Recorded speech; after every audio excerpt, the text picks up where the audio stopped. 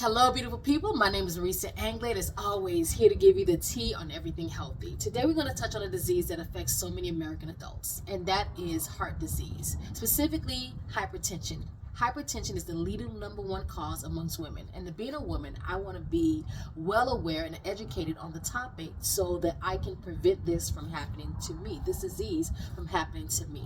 And so I want to share that education with you today. Hypertension is something that runs in my family, and I want to make sure that I'm protecting myself from that as much as I can. Some things are said to happen because you age, and some things can be slower. It doesn't have to be as early. Many of these diseases, when I learned about them, was something that started at age 50 and higher, or 55 and higher. Now we're having some of these diseases happening much earlier than that, from late 30s to early 40s or mid 40s, and we can slow the process of that. We can't stop aging, but we can slow the process of going through any lifestyle debilitating diseases such as hypertension, diabetes, high cholesterol, and so forth. And so prevention is key, and learning what to do if you have it to eliminate some of these things or reduce the effects greatly. And so hypertension is considered to be a silent killer because it is said to have no symptoms as the disease occurs. I believe our body's always talking to us. I think unfortunately we're too busy to listen, or we brush it off as something else, and we just don't want to go get a checkup. Okay, so we want to change that. We want to pay attention to our bodies. We want to look at, put our Inspector Gadget hat for those who are Generation Xers. You know about Inspector Gadget. We want to put our Inspector Gadget hat and investigate what's going on and asking our questions. What's changing? What's happening? What did I do different? And then identify that, and as you go to your doctor, you'll be able to share more so that they can understand and decipher what is really going on as they do some tests for you. And so it is considered to be a silent killer, but there can be some early symptoms or early signs that indicate something's about to happen, and we can catch it early. And some of the signs can be connected with other diseases or other health issues, but it's still good to kind of be aware of what some of those symptoms can be, and then have an aha moment. Okay, so some of the early symptoms or signs can be dizziness, constant headaches or light headaches, blurred vision, maybe back pains as well, that may be your lower back near your kidney, palpitations, rapid heartbeat. Those are some of the early signs that may indicate that we're getting ready to have an issue. Let's handle this right away. So those to me are warning signs, especially when everything been good and all of a sudden there's been a change, right? A lot of times we're said that some of these things is because of age. It does not have to be. There are some things that definitely happen as we age. Some things can wait longer, can happen at a later age. It doesn't have to happen in your 40s or your 50s. And some things, it just is what it is. But there are things that we can slow down. If people are trying to slow down the wrinkles that happen on their face, we can slow down also the diseases that they say come with aging. But a lot of these things can be connected to lifestyle. So our lifestyle is really just caught up with us. It's not just an age thing. It's like, okay, you run us down for so long, we can't take it no more. And we're going to just show up today. So I think a lot of it is not really just aging. It's our health catching up with us from the abuse of how we treated it in our youth when everything was gravy. Okay, so I touched on some of the early signs and symptoms that you can look for. Let's look at numbers. So there's systolic number and diastolic number. Systolic number is the top number, which is the number that is very important to indicating, hey, we have an issue. Houston, we have an issue. And this is when we're knowing that the arteries are being clogged, or there's a narrowing of the artery walls. And so the diastolic number, some things that I read said it's not the defining number, but it's the top number that really, really matters. That's the game changer. So we want to pay attention to that number. The ideal number to have in a healthy person is 119 and lower. And it said there haven't been things that I've read that talks about how low is too low, but 119 and lower. At least you're not having a heart attack if it's low. So 119 and lower, and the number 70 and can be lower. So that's the ideal for a perfect health situation. Now, as it relates to elevated blood pressure, when it starts to be considered elevated, is at 120 and up to 139, or for some 140. If you're starting to feel the headaches, then 140 or 139 is not for you. But it is said to be still in a safe range. It just kind of elevated. And again, if you start feeling the headaches, it's not that you're about to die. Stop, slow down, breathe in and out. You're not about to die at 140. But if you're angry and you're 140, you're highly stressed to the top of the roof at a 10, then maybe. But it's just going to elevate even higher. So 120 to 139, 140, we'll give it 140. It's considered elevated. 140 and higher, from the research that I've read, 140 to 160 is still considered a little bit higher, highly elevated. But supposedly, again, pay attention to your body. This is what I've read. That it's elevated, but not in the total danger zone, but you add the closest color to red. But when you get to 180 and higher, then Houston, definitely we have a problem. Stop the plane. We need to get off. Emergency 911.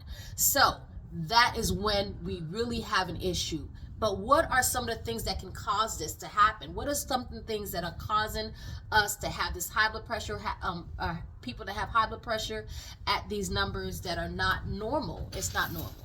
So again, it's what we're doing. I'm going to give you the number one cause of elevated high blood pressure or hypertension or being hypertensive. And that is, Roman, I'm hearing too much noise, sweetie. Okay. If you never want to know why I don't do a lot of videos. Okay. So what's the number one leading cause for hypertension?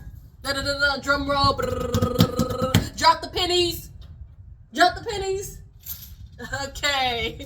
The number one reason for hypertension is the number one reason, what I consider to be the number one killer of Americans and people and adults. The number one reason for hypertension for me in my book is stress. STRESS. Stress. Yes, stress is, I believe, the number one killer amongst adults, and it is the number one reason for elevated high blood pressure. Stress over the years. And we're not talking about stress that you're stressed for a couple of days because you need to meet a deadline. Sometimes that's good stress. We're not talking about stress that just for a couple of days things weren't going well for you. We're not talking about a couple of days old stress. We're talking about years of stress that have been carried on for too long and too high. And you can have stress for a week or two that is very high, and that's not good too. So that can cause it to be really high if you're already having high blood pressure.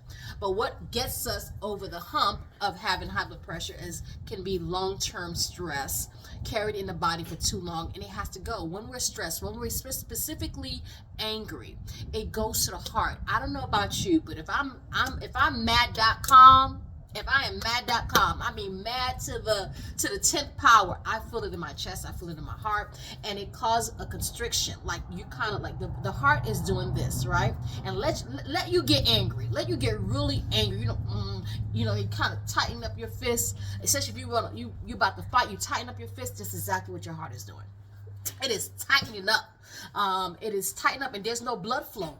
And it's almost like I cannot remember. This is years old research that I remember reading, where most people, when they have a heart attack, oftentimes it is while they're angry, right? When they're angry. The other time I think I heard of maybe using the bathroom. But usually when somebody has a stroke, they said it can happen mainly in the morning, like about 5 or 6 o'clock in the morning.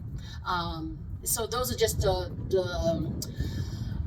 numbers of the most people have when they have a stroke or a heart attack. But talking about anger and stress, it constricts the blood flow to the heart, and it can cause a narrowing of the arteries as well. So that is, to me, the number one reason for elevated blood pressure. And stress can be anything. It could be marital issues, it can be family issues, it could be financial issues, it could be job, it could be resentment, it could be bitterness, it could be anger, it can be I did say unforgiveness, right? It could be that, okay? It could be spiritual. And so that, to me, is the number one cause for elevated blood pressure. Now, second reason is diet. Too much fatty foods, greasy foods, pizza, fried chicken. You can find high blood pressure connected with diabetes and high cholesterol, which is connected with the same lifestyle which is your diet. So too many processed food, but again, for the fattening around the arteries or the narrowing of the arteries, because there's too much fat around there, it is fatty, greasy foods, mainly from your animal products and byproducts. Got it? Okay. Third is smoking. Smoking. The blood needs a nice flow. Your body needs oxygen. So if you filled up with so much smoke in there, even if you're blowing it out, and all these people want to do hookah now because it's a fad, think about your health. Think about your future. Think about not wanting to be in a nursing home. Okay? And so, smoking, whether it's hookah, whether it's cigarettes, I would add WEED in there. Could be more of a brain thing, but I'm from Florida, and when people do those usually are laced. Leave it alone. Leave it alone. It ain't gonna make you brighter, more intelligent, or creative. Anyway, again, I don't want to go on a rant. So, cigarettes. Get it, the nicotine in there is deadly, and it's a slow death. Please. So it is the reason for elevated blood pressure, amongst other health debilitating diseases. The next thing is for all you people that likes to drink coffee. No coffee. Why? Because of the caffeine in there. Anything that is caffeinated, Roman, I'm doing a video. Anything that is caffeinated, that has caffeine in it, even decaf, get rid of it, eliminate. I'm not going to sit here and say reduce it or have it once a blue moon, because I know too much about what it does. And when you know too much and you don't do what you're supposed to do, it never works out well. So get rid of caffeine. Pray about it. Be a Jacob about it. Tell God you're not going to let him go till you bless you and give you the victory. But caffeine needs to get out of your diet. Okay? And I understand, the withdrawal. You might have withdrawal symptoms. I've worked with people to get them off of coffee, and they have the withdrawal symptom because it's like a drug. It is. Get rid of the sodas. All those sodas that have caffeine, I know it's like a drug, but trust me, the benefits of getting rid of it outweighs the migraine or headache you might get for a couple of days. If you hang in there, it'll go away. I promise you. Okay.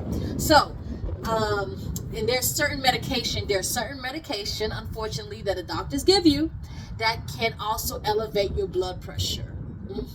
And there's some medication that can cause diabetes. I know, because I've worked with so many different clients, and we have pinpointed it, and the doctor confirmed. And so those are some of the things. There's so much more. I will be having a class on how to reduce your blood pressure. Subscribe to my website, sheiswhole.org, if you have not already. So I'm just going to give you a couple of things, because this video is way too long for the ADD peoples in the room. Sorry for that. But sign up to my sheiswhole.org blog, not sheiswhole.org website. I will have some information on the blog too, but sheiswhole.org, and sign up for that so that you can be in part of the class, because it's only going to take so many people in there because for questions being answered, and it's a 4-week class. So sign up to my website so you can get the information on how to get your blood pressure intact, because it's mind, body, and spirit. It's a holistic approach, and so it's not just one thing. Because the biggest thing, like I always tell people in all my talks when I go speaking, I stress the issue of stress. Okay, so what are a couple of things? Oh, I forgot to mention your waters. If you have high blood pressure already, be careful of the water bottles that you buy. A lot of them have sodium in it. So if you read the label on the water bottle and it says it has sodium, and you drink that on a regular, I'm not talking about a blue moon because you were thirsty and you didn't have any water to drink, and so that was the only thing they had. I'm talking about your regular buy bottled water, and it has the only one that you normally drink has sodium in it. That's a no-no. Table salt, that's a no-no. Okay, so I should have the no-no list. So the no-no list is going to be on my website. I will have a no-no list of things that it's an absolute no-no as it relates to high blood pressure, hypertension. Actually, that list is for every debilitating disease. Okay? All right. So here are a few things that you can do to help you. Okay? I'm going to give you a couple of lifestyle and a couple of natural remedies that you can apply to help reduce your blood pressure. Okay, 1, do not, and I repeat, do not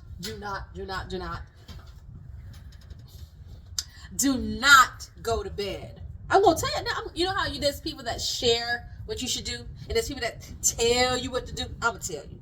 I'm gonna be your big sister. I'm gonna be your mama. I'm almost 48. I could be some of y'all mama that might be listening to this.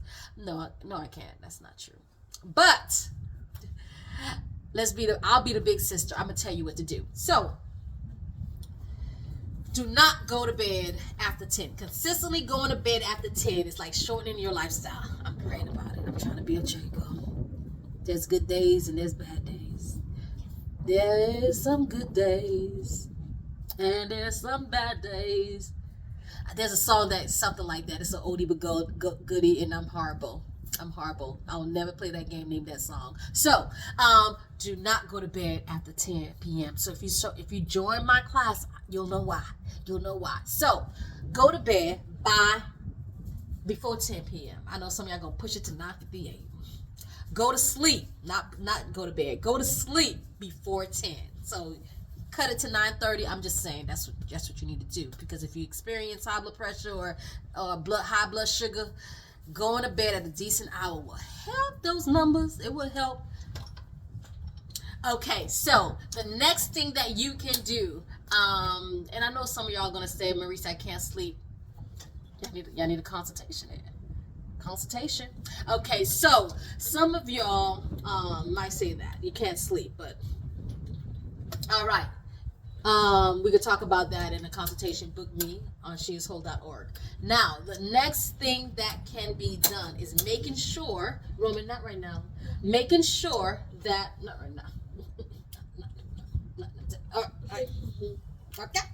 All right. So, this is life. This is what it is. I'm no longer trying to hide it. I can't hide it because I won't do no videos. The other lifestyle thing you can do is the salt. Okay, eliminate the lady with the umbrella. Little girl with the umbrella. Y'all, everybody knows it. No table salt. We need sea salt. It could be Himalayan salt. It could be Celtic salt. It could be Baja salt.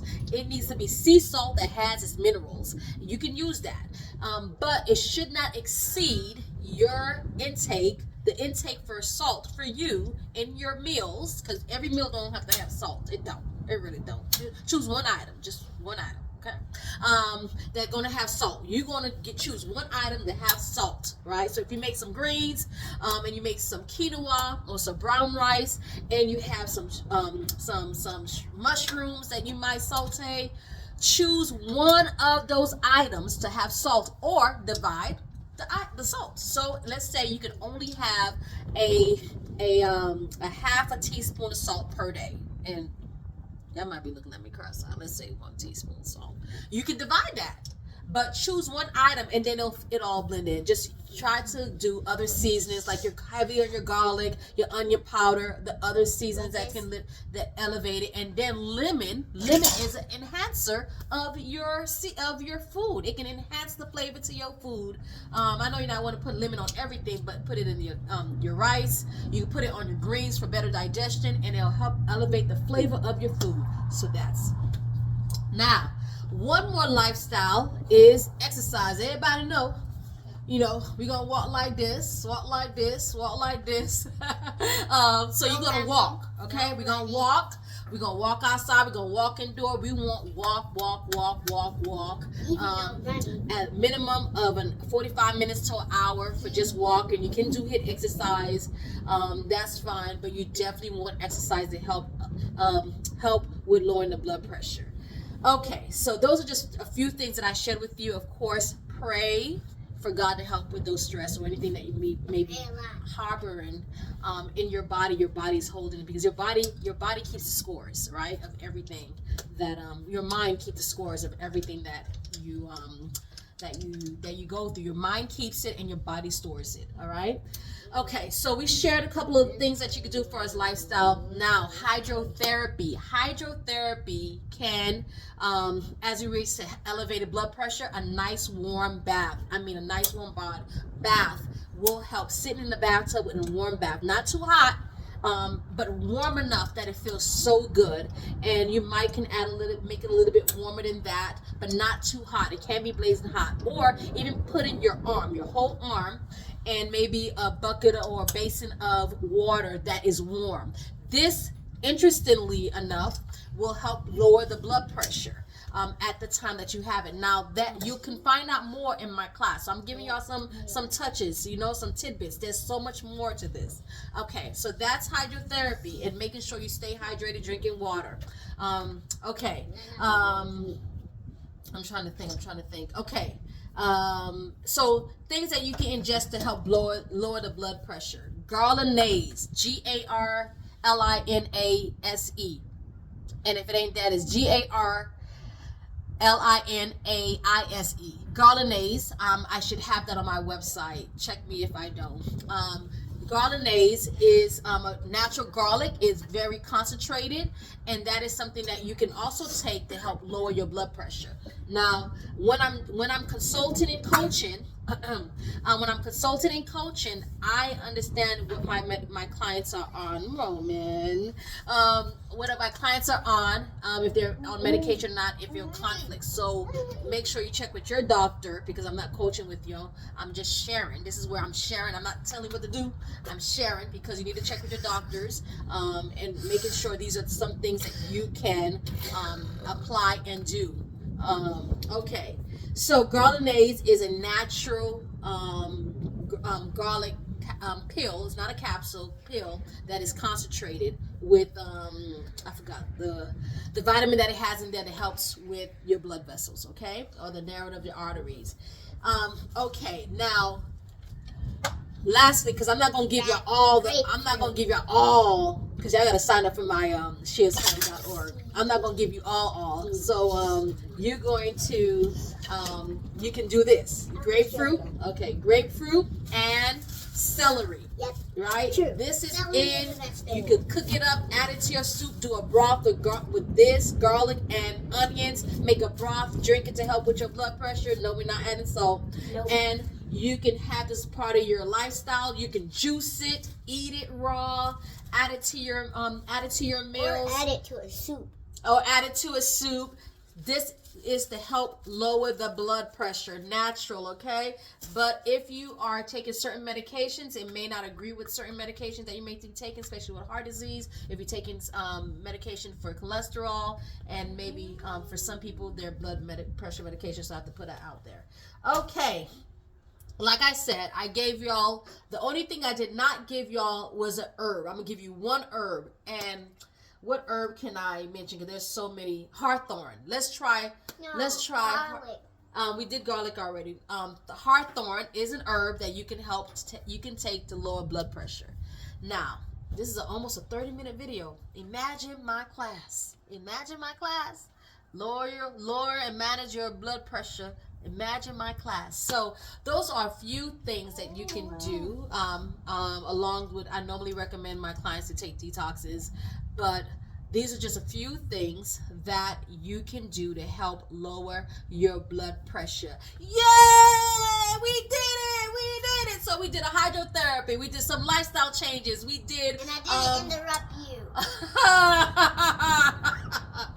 Okay, the only thing I forgot to mention is a vitamin. I'm gonna give you one vitamin, and that is vitamin D. So get some sunlight, vitamin D3, K2. I have a blog on vitamin D3, K2, the supplement I take. So I gave you a vitamin. So I gave you a vitamin. I gave you vitamin therapy. I gave you hydrotherapy. I gave you lifestyle therapy. You gave them everything. I did. I gave them everything. I gave y'all everything. I gave you a little bit from my no-no list. And so we looked into causes, we looked at some of the symptoms.